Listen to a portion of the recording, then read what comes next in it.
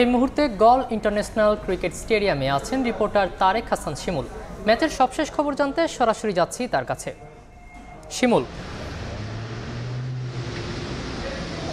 গল test শুরুর আগে যে শঙ্কাটার কথা বারবার আসলে বলা হচ্ছিল, সেই আবহাওয়া এবং কি বৃষ্টি কিন্তু এরই মধ্যে খেলা বন্ধ করে দিয়েছে বাংলাদেশ এবং শ্রীলঙ্কার মধ্যকার প্রথম টেস্ট। দারুণ একটা ইনিংস বলতে হয় মুশফিকুর রহিমের।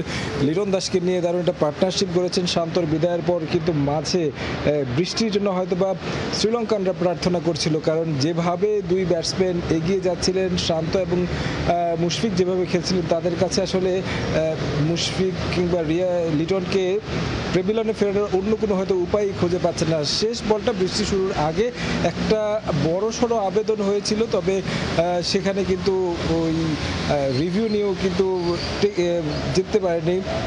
যে জায়গায় আসলে বলা চলে যে 4 উইকেটের পতন হয়েছে সকালবেলা, সেই 4 উইকেটেই বাংলাদেশ 423 রান স্কোর বোর্ডে জমা করেছেন। মুশফিকুর রহিম অপরাজিত আসেন, 150 পার করেছেন তিনি, এবং কি লিটন দাস যিনি সাম্প্রতিক সময় কিছুটা খারাপ যাচ্ছিল, যদিও সাদা পোশাকে তিনি দুর্দান্ত, সেই জায়গা থেকে এই সংস্করণে আবারও কিন্তু দলের যে আস্থা তার উপর, সে আস্থার প্রমাণ দিয়েছেন।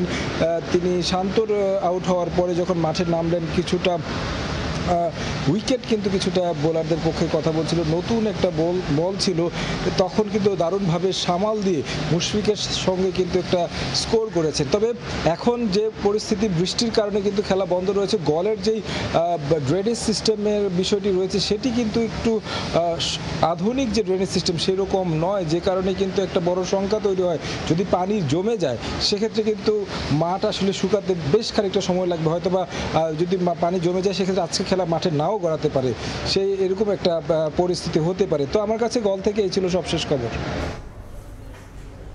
সরাসরি যুক্ত ছিলাম গল ইন্টারন্যাশনাল ক্রিকেট স্টেডিয়াম থেকে।